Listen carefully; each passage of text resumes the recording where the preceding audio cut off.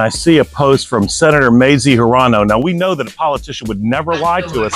And she says, if the SAVE Act passes, it's going to be easier to buy an assault rifle than it is to vote. So I wanted to test that. We're here at GFR, Guns, Ammo, Sewing, and Patches in Fredericksburg, Virginia.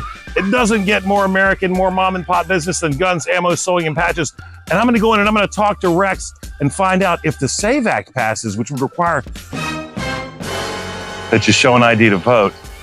Okay, we're inside here with Rex at GFR Firearms, Fredericksburg, Virginia. They are awesome, and I know a lot of people who've bought a lot of product here. You need to come down and check them out for all your firearms, ammunition, and sewing needs, which again, it doesn't get any more American than that. But Rex, you're gonna walk me through the process here. Senator Hirono says that it's gonna be easier for me to buy an assault weapon than to vote if the SAVE Act passes. So is this the form that I need to fill out here? Okay, so I'm looking, and in Virginia, we have a Virginia form and we have a federal form. We don't have time because I'm trying to get this in like 90 seconds. But like, okay, things that won't be required to vote under the SAVE Act. Let's see, my ethnicity, Hispanic or Latino, American Indian, Alaska Native, Asian, Black. That's not gonna get asked for you to vote. Maybe Mazie Hirono was wrong about that.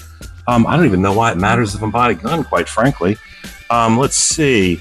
Am I the actual buyer of the firearm? I don't know. Are they going to ask people, are you the actual person you're voting for? I guess that's the point of the SAVE Act. So score one for Hirono. Do I intend to dispose of the firearm in a way that might involve the furtherance of a felony? That question's probably not required to vote. Am I under indictment, meaning I haven't been adjudicated guilty or tried by a jury of my peers, but simply accused of a particular offense? That's not going to stop anyone from voting. Democrats want those people to vote. Let's see. Have I ever been convicted, including in a military court, for any charge for which a judge could have imprisoned me for a year or more? That's definitely not going to be required to vote. Am I a fugitive from justice? Democrats love for fugitives from justice to vote. That's their base. Let's see. Am I addicted to marijuana, antidepressant, stimulant, narcotic, drug, or other controlled substance? Also not included on the SAVE Act. Let's see.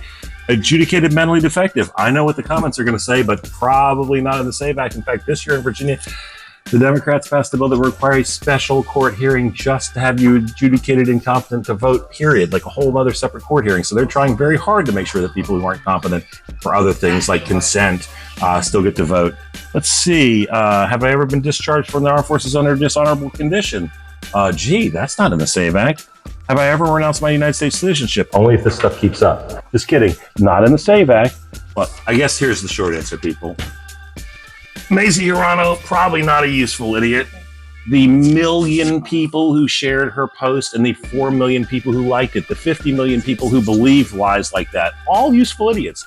And as you know, friends don't let friends suffer from useful idiocy. So inform yourself. When you see MSNBC, now Ms. Now, saying Mazie Hirono absolutely nailed it with this social media post, I guess if by nailed it you mean lied through her teeth to fool people who aren't that smart and don't have the intellectual curiosity to find out for themselves, then yes, she nailed it. At the end of the day, this is a little bit more complicated than showing your ID to vote. But wait, there's more. Rex, yes. I fill out all my paperwork. I give it to you. What happens next? Then we're going to take them. We're going to submit it through the Virginia State Police site. They're going to take it from there and submit it to the NICS federal system. They're going to do a background check on you, make sure all your information is correct, make sure that your answers are honest and correct. Sounds reasonable. And how long, what's a fast run through on my state and federal background? 30 seconds is a fast one. I can say you can be delayed up to 2 weeks. 2 weeks, and then what's the average? Is that like 10, 15, 20 minutes? About 15, 20 minutes is average. Imagine the lines at the polling places, folks. All right, so I'm checking out here at GFR. Rex, you're awesome. If you guys are in the Fredericksburg area and you want somebody who can give you good counsel on what firearms might be best to defend yourself, your family, and your freedom, get down here to GFR. If you need some patches, son, and again, what's more American than just doing what the community needs? I might be making a purchase. I might have filled out, 9 total pages to the federal and state firearms thing. And Mazie Hirono lies. With the SAVE Act, it will not be remotely close to as hard to vote as it is to buy a firearm. Stop believing the lies. And when people repeat them, politely call them out, right? We need to tell the truth as boldly as they lie. God bless you guys, and tell your friends to vote.